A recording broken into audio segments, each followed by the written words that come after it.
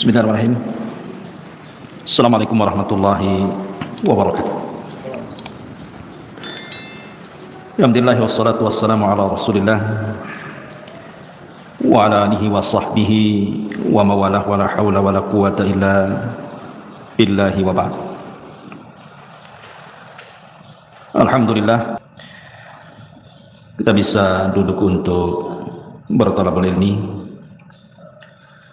Dan pembahasan ini kita akan membahas perkara akidah yang wajib diimani dan diyakini seorang muslim dan muslimah tentang siapakah orang yang akan diberatkan hisabnya pada hari kiamat. Ma'asyiral muslimat yang dimuliakan Allah Subhanahu wa taala, kita tahu bahwa di antara peristiwa-peristiwa hari kiamat atau peristiwa-peristiwa hari akhir itu banyak yang akan dilalui manusia. Secara singkat, pertama manusia dibangkitkan oleh Allah Azza wa Jalla dari kubur-kubur mereka, dan mereka harus lama berdiri menanti dari pengadilan Allah Subhanahu wa taala di padang mahsyar. Kemudian setelah itu ada pembentangan catatan. Kemudian di sana ada syafaat. Kemudian juga di sana ada hisab. Kemudian pembagian catatan, pembacaan catatan, manusia akan dikelompokkan bersama para sesembahannya. Kemudian juga akan dibentangkan padanya titian siratal mustaqim. Kemudian juga ada qisas, sampai akhirnya Allah dimasukkan ke dalam surga dan neraka. Itulah peristiwa-peristiwa secara singkat. Adapun tartibnya seperti apa, wallahu a'lam. Tapi peristiwa-peristiwa ini akan dialami semua manusia. Tapi yang kita akan fokuskan kajian ini bicara soal hisab. Wabil khusus lagi bicara soal orang-orang yang diberatkan hisabnya pada hari kiamat. Ma'asyiral muslimat yang dimuliakan Allah Azza wa Jalla. Tetapi sebelum kita bahas siapa orang-orang yang akan diberatkan hisabnya pada hari kiamat, kita harus paham dulu tentang hal-hal yang menyangkut masalah hisab ini. Kenapa sampai ditegakkan hisab? Apa saja perkara-perkara yang menyangkut dengan hisab? Siapa orang-orang yang pertama dihisab? Dan siapa yang diberatkan hisabnya? Tentu ini pembahasan yang cukup panjang, tapi saya akan berusaha untuk menyingkat. Ma'asyiral muslimat yang dimuliakan Allah Azza wa Jalla. Yang pertama yang perlu dipahami, bahwa tegaknya hisab ini berdasarkan keadilan Allah. Ingat, tegaknya hisab ini berdasarkan keadilan Allah, bukan kezaliman. Karena Allah suka keadilan dan tidak suka kezaliman. Maka siapapun ketika di dunia menghabiskan waktu-waktunya untuk beribadah kepada Allah Azza wa Jalla, berzikir, membaca Al-Quran, salat, zakat, sedekah, silaturahim, dan apapun sebutkan ibadahnya, maka semua ada hisabnya, ada balasannya, sehingga tidak ada yang sia-sia di dunia ini. Sekecil apapun kebaikan tidak akan sia-sia. Wa man ya'mal mithqala dzarratin khairan yarah. Lah sebagaimana orang-orang yang berlaku baik di dunia ada hisabnya, begitu juga para pelaku kezaliman, para pelaku dosa dan maksiat, semua ada hisabnya. Sekecil apapun dosa ada hisabnya. Sehingga jangan macam-macam dengan dosa, semua ada balasannya. Ketika Allah Subhanahu wa taala tidak membalas dia di dunia, ingat, di sana ada balasan yang jauh lebih perit lagi. Karena Allah yang mengatakan, "Wa man ya'mal mithqala dzarratin syarran yarah." Ini yang pertama, bahwa hisab itu didasari keadilan Allah, bukan kezaliman. Allah Maha Adil. Yang kedua, seorang hamba pada hari kiamat akan dicukupkan semua amalannya, semua balasannya, tidak ada yang dikurang sedikit pun. Di dunia kalau kita membalas kebaikan orang, terkadang balasan kebaikan kepada orang itu tidak sebagaimana kebaikan orang itu kepada kita, kan ada saja kurangnya. Tetapi di akhirat tidak, kebaikan akan dibalas sesuai dengan kebaikan yang dikerjakannya, sebagaimana keburukan juga akan dibalas dengan keburukan yang dikerjakannya, dan Allah tidak akan pernah mengurangi itu. Kemudian yang ketiga, bahwa kelak pada hari kiamat manusia tidak akan menanggung dosa orang lain. Manusia itu tidak akan menanggung dosa orang lain, dia hanya mempertanggungjawabkan dosanya saja. Dosa orang lain ditanggung orang lain, tidak ada urusan dengan kita. Wala taziru waziratun wizra ukhra, dan seseorang itu akan menanggung dosanya masing-masing. Kemudian yang nomor 4 yang berkaitan dengan hisab pada hari kiamat adalah jabrun naqsi fil faraidi minan nawafil, bahwa hal-hal yang sifatnya lalai seseorang dari melaksanakan kewajiban. Umpamanya ibu sholat wajib, lalai dalam sholat wajibnya, tidak khusyuk, kurang tumaknina, dan begitu seterusnya, maka akan ditempel oleh amalan-amalan sunnah. Maka amalan-amalan sunnah itulah yang akan menempel kekurangan kewajibannya, dan itu masuk pada hisab. Seperti sholat sunnah rawatib, atau kalau dalam puasa Ramadan ada puasa di bulan Sya'ban atau puasa Syawal, dan begitu seterusnya. Kemudian juga hisab juga, yang nomor 6 ya, hisab juga kelak pada hari kiamat akan diletakkan 2 timbangan, timbangan kebaikan dan timbangan keburukan. Mana-mana timbangan kebaikan lebih berat, maka dipastikan dia masuk surga. Mana-mana timbangan keburukan yang lebih berat, dipastikan masuk neraka. Mana-mana yang kemudian seimbang antara kebaikan dan keburukannya, maka dengan syafaat dan rahmat Allah dan atas kehendak Allah juga bisa saja Allah masukkan ke dalam surga. Kemudian yang nomor 7 juga di antara hal yang berkaitan dengan hisab pada hari kiamat, bahwa niat yang baik, ibu punya niat dan belum diamalkan kebaikan itu, maka tetap akan ada hisabnya pada hari kiamat. Sebagaimana niat jahat kemudian belum melakukannya dan ditinggalkannya, baik karena Allah, baik karena lemahnya dia melakukan atau karena tidak sukanya dia melakukan, semua ada hisabnya pada hari kiamat. Jadi niat saja ada hisabnya. Maka hati-hati soal niat ini, jangan sembarang niat. Kemudian juga yang nomor 7 di antaranya adalah ada seseorang yang berbuat kebaikan di dunia. Kebaikan itu kan bermacam-macam nilainya, Bu ya. Ada satu amal itu satu kebaikan, ada satu amal itu 10 kali lipat kebaikan, ada satu amal itu dilipat gandakan menjadi 700 kali lipat kebaikan, ada amalan itu yang tanpa batas lipatannya. Semua akan dihisab, semua ada balasan. Sebagaimana dosa juga ada yang satu dosa itu dilipat gandakan, dosanya sama, tetapi terkadang dilipat gandakan maksiatnya sama, tapi terkadang dilipat gandakan dosanya. Seperti orang yang melakukan dosa di asyuril hurum, di bulan-bulan hurum, itu kan beda ketika dia melakukan di luar bulan hurum. Atau orang yang bermaksiat di Mekah akan berbeda dosanya kalau dia bermaksiat di luar Mekah, walaupun satu jenis dosanya, tetap ada hisab.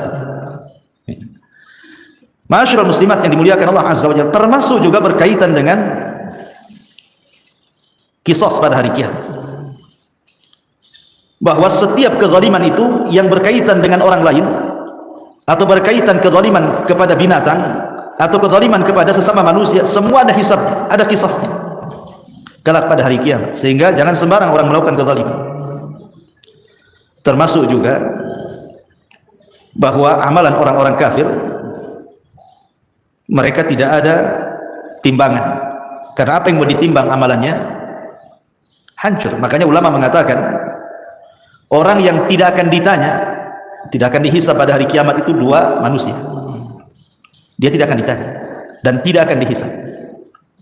Pertama, para nabi tidak akan dihisab. Mereka direct masuk surga. Yang kedua, orang-orang musyrik, orang-orang kafir. Apa yang mau dihisab? Tidak ada amalan sedikit, direct masuk neraka. Ya. Ma'asyiral muslimat yang dimuliakan Allah Azza wa Jalla. Kemudian juga diantaranya termasuk juga yang berkaitan dengan hisab adalah as-sitru lil mustatir. Orang-orang yang akan ditutupi aibnya saat dihisab pada hari kiamat. Seperti orang yang suka menutup aibnya orang lain, maka Allah akan tutup aib dia pada hari hisab kelak, pada hari kiamat. Dan begitu seterusnya. Dan banyak juga amalan-amalan yang lain yang berkaitan dengan hisab. Taib. Lalu siapa orang-orang yang pertama kali dihisab? Ada beberapa riwayat yang disebutkan oleh para ulama. Secara umum orang yang pertama kali dihisab adalah kaum muslimin, orang-orang Islam, umat Nabi SAW. Itulah umat yang pertama kali dihisab sebelum umat-umat yang lainnya. Dan ini keistimewaan umat Islam, umat Nabi SAW. Nah, di antara umat Islam ini yang pertama kali dihisab adalah seorang sahabat Rasul namanya Abdullah ibnu Abil Asad. Abdullah ibnu Abdil Asad. Itulah yang pertama kali dipanggil dihisab pada hari kiamat. Dan ini hisab kebaikan. Tetapi kalau hisab keburukan, yang pertama kali dipanggil saudaranya, namanya Al-Aswad ibnu Abdil Asad. Itu dua bersaudara, Bu. Yang pertama Abdullah ibnu Abdil Asad, dia sahabat Nabi masuk Islam. Saudaranya namanya Al-Aswad ibn Abdil Asad. Ini kafir, musuh Islam. Inilah dua-duanya yang pertama kali dipanggil dari umat Islam. Adapun dalam riwayat yang lain disebutkan di antara orang-orang yang akan dipanggil pada hari kiamat adalah orang-orang yang suka memaafkan atau mudah memaafkan kepada orang lain. Sebagaimana hadis yang dikeluarkan Imam Ibnu Abi Hatim dan juga Imam Baihaqi dalam kitab Syu'abil Iman dari Al-Hasan, Nabi SAW bersabda, "Idza waqafal ibadu lil hisab yunadi munadi." Apabila hamba-hamba Allah diberdirikan untuk dihisab, dipanggillah oleh pemanggil, liyakum man ajruhu 'alallahi falyudkhilil jannah. Berdirilah orang-orang yang disembunyikan pahalanya oleh Allah, masukkan mereka ke dalam surga. Tsumma nada munadin ats-tsani. Kemudian ada panggilan yang kedua, liyakum man ajruhu 'ala Allah. Maka hendaklah berdiri siapapun yang pahalanya disimpan oleh Allah. Oh, lu mereka mengatakan, wa man dzalladzi ajruhu 'ala Allah. Siapa orang-orang yang disimpan pahalanya di hadapan Allah itu? Maka Rasul mengatakan, al-afuna 'anin nas. Orang-orang yang mudah memaafkan kesalahan orang. Mudah sekali. Sesakit apapun dia menyakiti ibu itu, ibu mudah memaafkan. Walaupun ini karena kenapa ini yang pertama kali dihisab juga? Karena sulit memaafkan orang itu. Memaafkan orang itu, jangankan memaafkan, minta maaf, tahu-tahu salah, jelas-jelas ibu salah tuh. Kan berat tuh minta maaf, padahal jelas-jelas ibu salah. Apalagi ibu di pihak yang benar. Kemudian ibu disuruh memaafkan, kan lebih berat lagi. Makanya lihat bagaimana pahalanya luar biasa. Tergolong orang-orang yang di awal-awal dihisab pada hari kiamat, dipanggil dan dimasukkan ke dalam surga. Dan Allah katakan, faman afa wa aslaha fa ajruhu 'ala Allah. Siapa yang mudah memaafkan dan mengislah, maka pahalanya disimpan Allah Subhanahu wa taala. Kemudian juga di antara orang-orang yang pertama kali dihisab juga sebutkan dalam hadis adalah orang-orang yang senantiasa menjalankan salat. Awal ma yuhasabul abdu yaumal qiyamah salatu. Yang pertama kali dihisab adalah salatnya. Siapa yang baik salatnya, maka semua amalannya dianggap baik. Siapa yang buruk salatnya, maka semua amalannya dianggap buruk. Termasuk soal darah, pembunuhan. Itu juga awal ma yuqdu anhu yaumal qiyamah ad-dima. Awal yang pertama kali diputuskan pada hari kiamat adalah persoalan darah, pembunuhan. Masyaallah muslimat yang dimuliakan Allah Azza wa Jalla, ini juga di antara orang-orang yang pertama kali dihisab pada hari kiamat. Baik, kita masuk pembahasan. Lalu siapa orang-orang yang diberatkan hisabnya pada hari kiamat itu? Siapa mereka? Aisyah Ummul Mukminin radhiyallahu anha. Beliau pernah suatu ketika bertanya kepada Nabi sallallahu alaihi wasallam tentang ayat fasaufa yuhasabu hisaban yasira.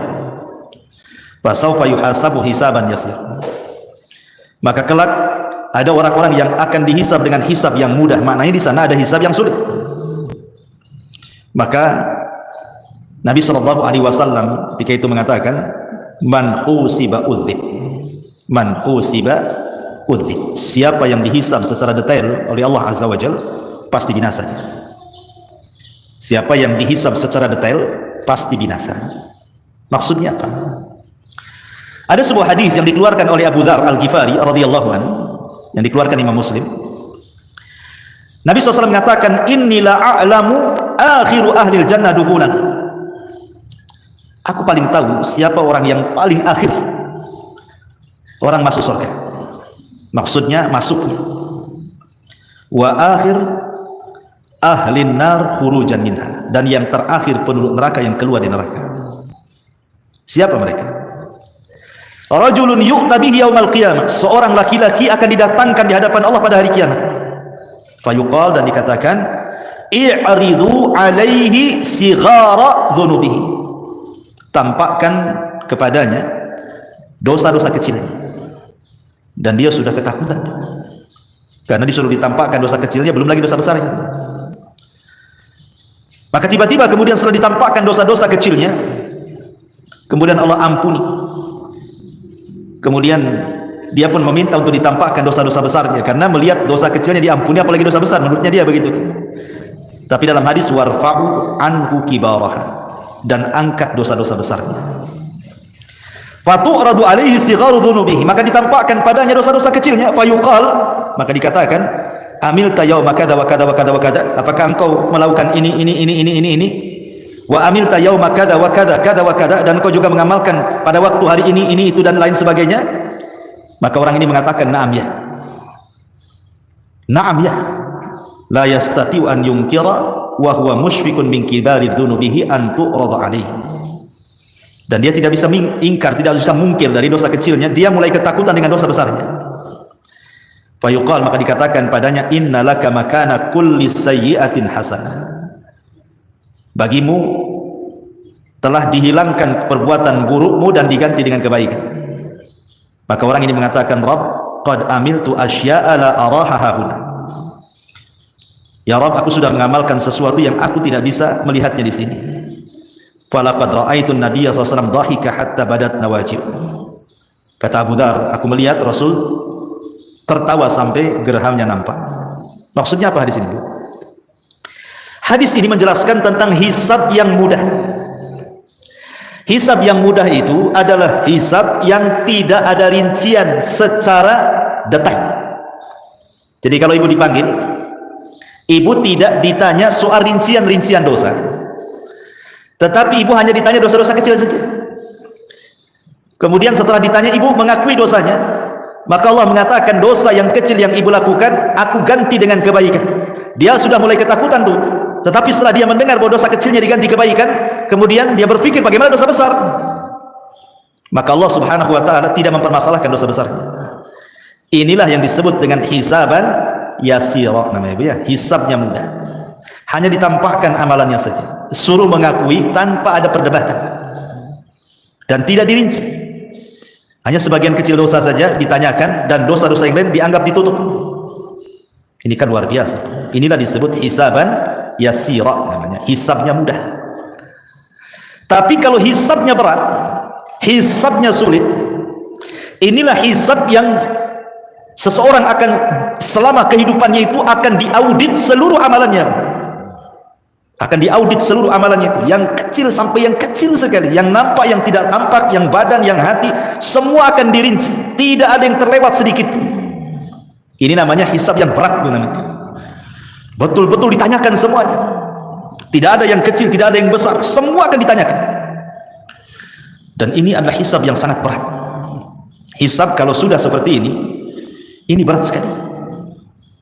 Jangankan ibu ya, di akhirat, andai seseorang itu terkena kriminal lah di dunia, tangkap sama polisi, diperiksa sama polisi, Kadang-kadang polisi ini nanya dari pagi sampai malam tuh. Ada yang 100 soalan, ada yang 200 soalan sampai ngaku. Sampai panas keringat dingin tuh. Dan kita tahu polisi punya trik tuh, supaya dia ngaku tuh. Itu di dunia. Keringat dingin dibuatnya kita. Jadi apalagi hisabnya Allah. Hisabnya Allah bukan kayak polisi. Hisabnya Allah tuh sangat detail. Kita di hadapan orang bisa berbohong, bisa berdusta gitu ya. Pura-pura jadi psikopat gitu ya, pura-pura gila depan orang. Depan Allah tak bisa main pura-pura gila. Semua akan ditanya sedetail-detailnya. Ini yang bahaya.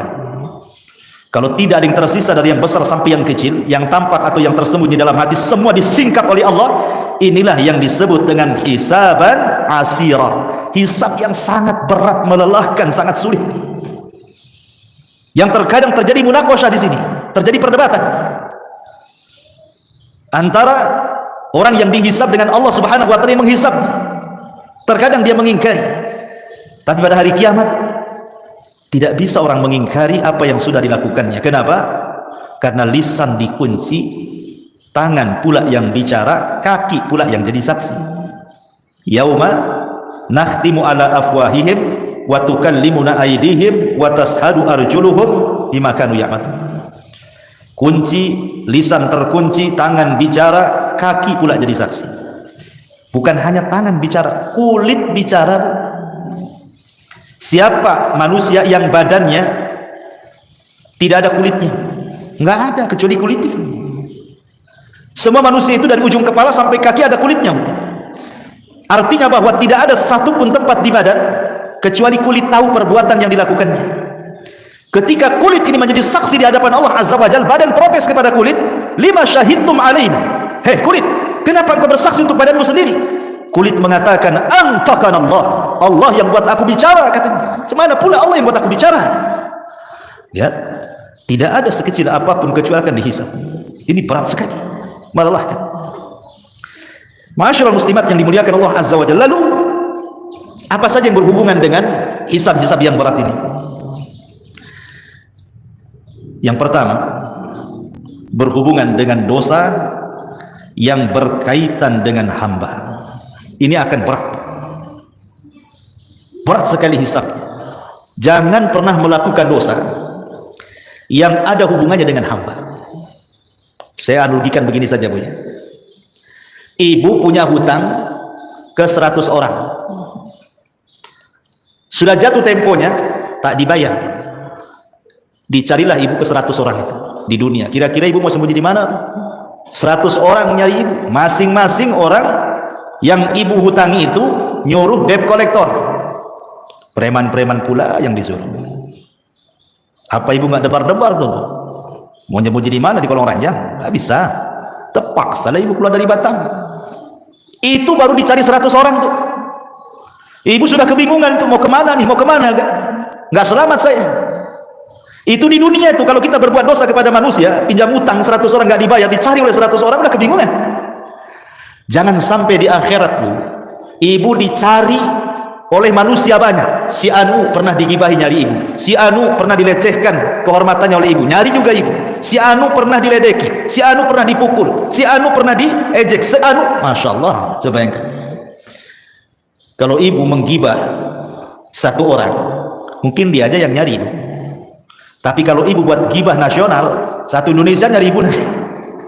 Ada, jangan gibah-gibah jamaah. Nanti satu jamaah yang nyari. Itu baru dosa gibah, dicari orang yang digibahinya kan, Bu. Belum dosa-dosa yang terkait dengan manusia itu di luar daripada gibah. Ngambil tanah orang, itu pun akan dicari sama yang punya tanah itu pada hari kiamat. Apalagi menghina orang akan dicari juga.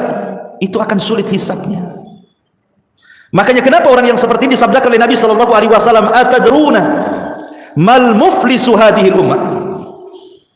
Kata Nabi sallallahu alaihi wasallam, kalian tahu siapa muflisnya umat ini?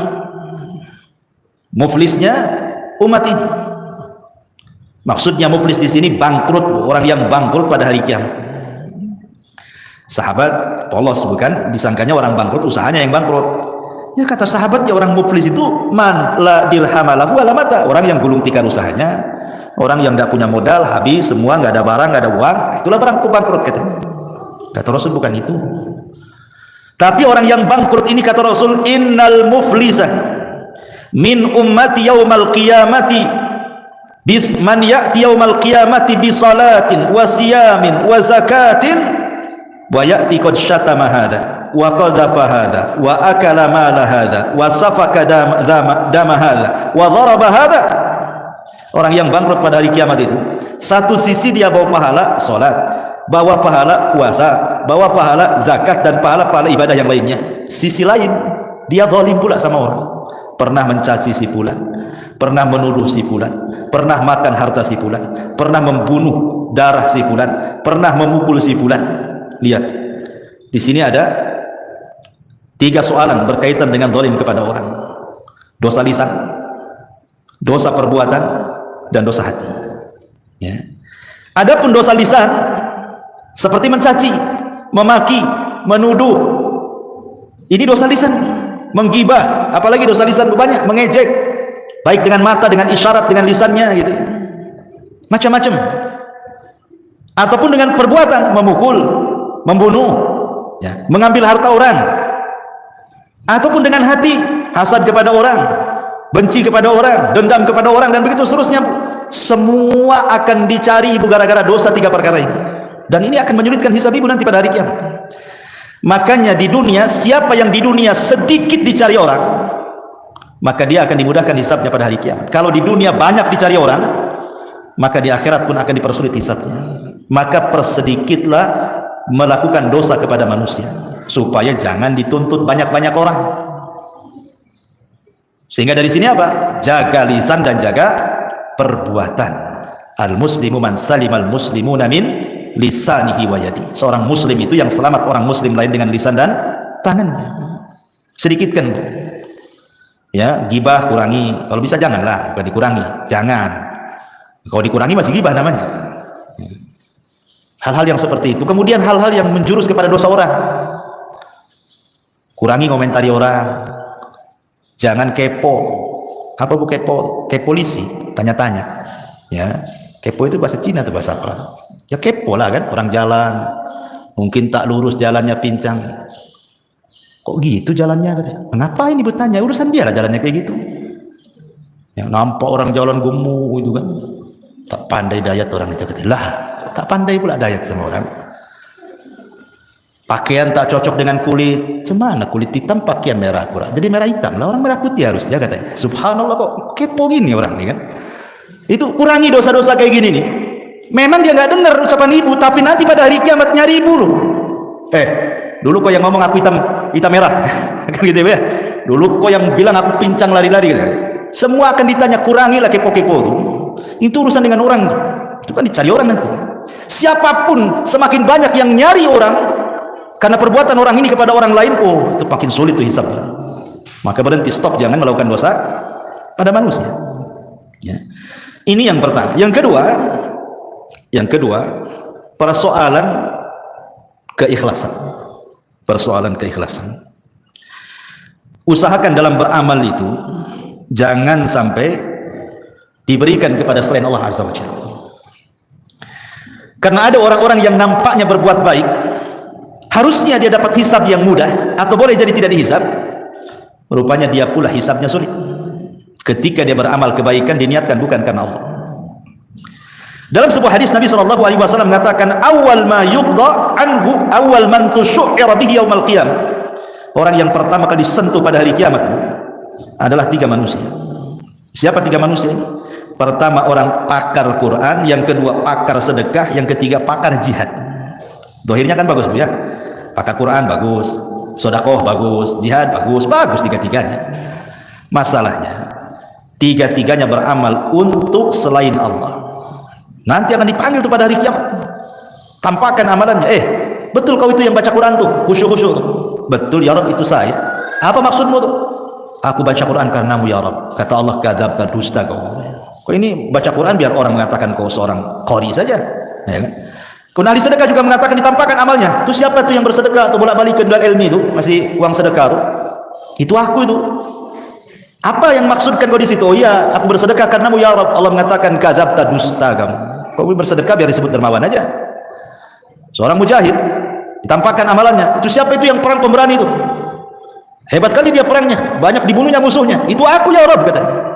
Untuk apa kau di situ? Qataltu fika ya Rabb. Aku berperang karena Allah katakan kadzabta, dusta engkau. Ini berperang supaya orang mengatakan kau pahlawan aja tuh.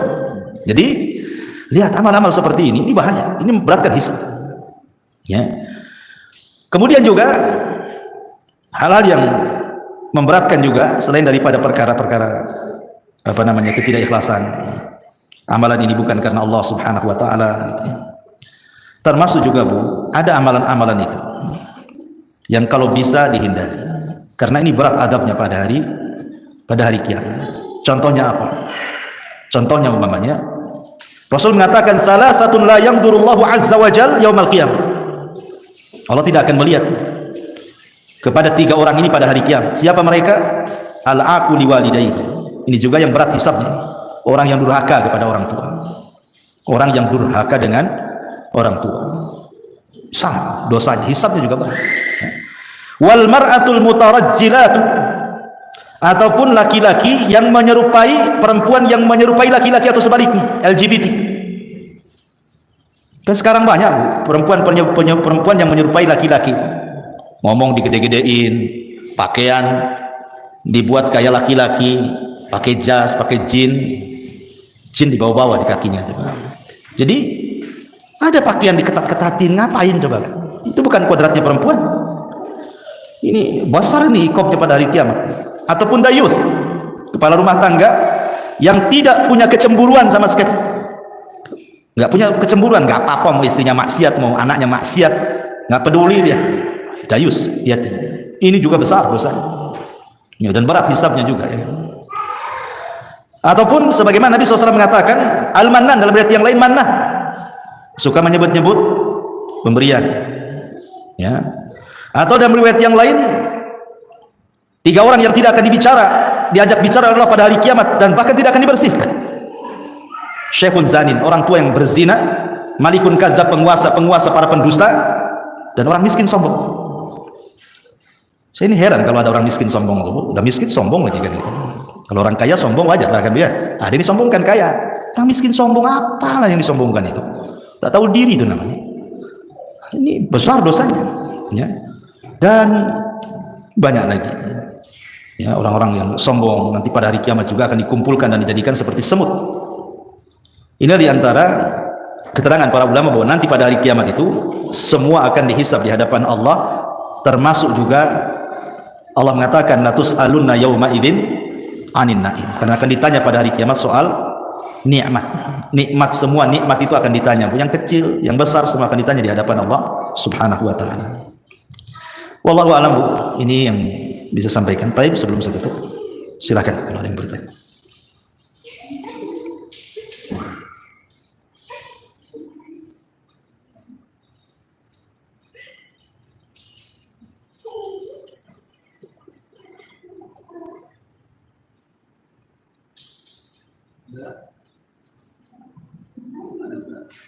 Nggak ada, oke, nggak ada, alhamdulillah. Ya, mungkin tidak paham semua atau ngantuk semua atau Wallahu a'lam. Saya husnudzon aja lah, paham semua. Subhanaka wa bihamdika asyhadu an la ilaha illa anta astaghfiruka wa atubu ilaik. Wallahu ta'ala alam. Assalamualaikum warahmatullahi wabarakatuh.